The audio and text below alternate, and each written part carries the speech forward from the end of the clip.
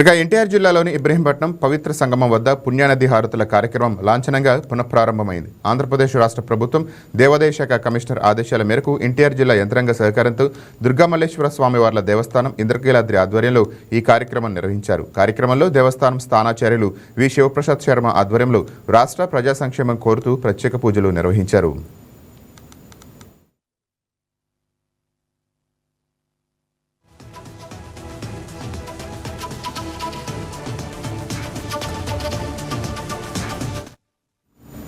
నదీమ తల్లికి పసుపు, కుంకుమలు, పట్టు వస్త్రాలు సమర్పించగా వైదిక సిబ్బంది పంచహారతులు సమర్పించారు. ఆలయాలు, నదులు ప్రాధాన్యం భారతీయ సంస్కృతిలో ఎంతో గొప్పదని దేవస్థానం ధర్మకర్తల మండలి చైర్మన్ బుర్రా రాధాకృష్ణ అన్నారు.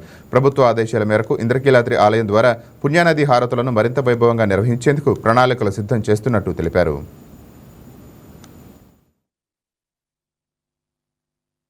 పవిత్ర సంగమంలో ఆ తల్లి కృష్ణవేణమ్మ తల్లికి మన ఆ దుర్గామల్లేశ్వర స్వామివార్ల దేవాలయం ద్వారా ఇక్కడ మనం ఇవాళ హారతులు ఇవ్వడం జరిగింది.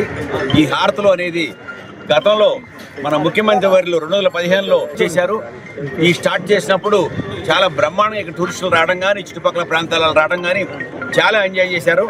ఆ తర్వాత క్రమేపీ అది 2019-24 మధ్య వచ్చిన ప్రభుత్వం నిర్లక్ష్యం వల్ల రోడ్లన్నీ కూడా పాడైపోయి వస్తానికి దారి లేక ఇక్కడ వసతులు లేక పూర్తిగా ఆపేయడం జరిగింది. వాడు మళ్ళీ మన చంద్రబాబు నాయుడు గారి ఆదేశం ప్రకారం మళ్ళీ ఇవాళ ఒక మంచి రోజున శుక్రవారం నాడు మనం ఇవాళ ఈ కార్యక్రమం, ఈ హారతుల కార్యక్రమం అనేది మా యొక్క ట్రస్ట్ బోర్డు, మా ఈఓ గారు, మరి అట్లాగే మా కమిషనర్ గారు, అలాగే మా మంత్రివర్యులు ఆనం నారాయణ రెడ్డి గారు అందరూ ఆదేశం ప్రకారం ఈరోజు స్టార్ట్ చేసాం.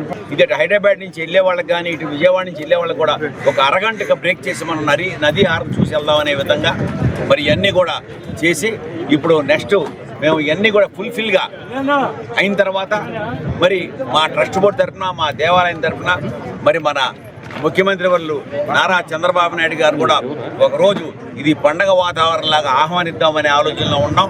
ఒకరోజు వారిని కూడా ఆహ్వానిస్తాం. మరి అలాగే ఈ నదీ హారతులు ఇవ్వడం వల్ల చాలా మంచి జరుగుద్ది.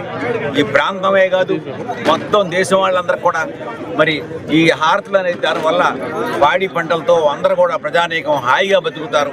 కృష్ణా, గోదావరి, యమున ఇవన్నీ కూడాను గంగలే. ఇటువంటి యొక్క పంచగంగలన్నీ కూడాను ఉన్నటువంటిది కృష్ణా నదీ తీరము. మరి అందున ఇది పవిత్ర సంగమంగా చెప్పబడ్డది. ఎందుకంటే గోదావరి నది, ఇక్కడ మన కృష్ణా నది రెండూ కూడాను సంయుక్తంగా ఇక్కడ నుంచి ప్రవహించడానికి ఉన్నాయి.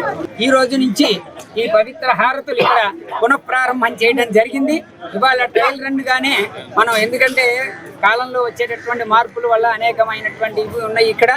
అందువల్ల వాటికి ఎట్లా ఉంటుంది వాతావరణం ఇదంతా చూసుకోవడం కోసం చెప్పని ఇవాళ ట్రయల్ రన్ వేసి నిత్యము కూడా ఇక్కడి నుంచి కూడా ఇక్కడ హారతులు ఇవ్వాలని చెప్పని ఏర్పాట్లు చేయడం జరుగుతున్నది.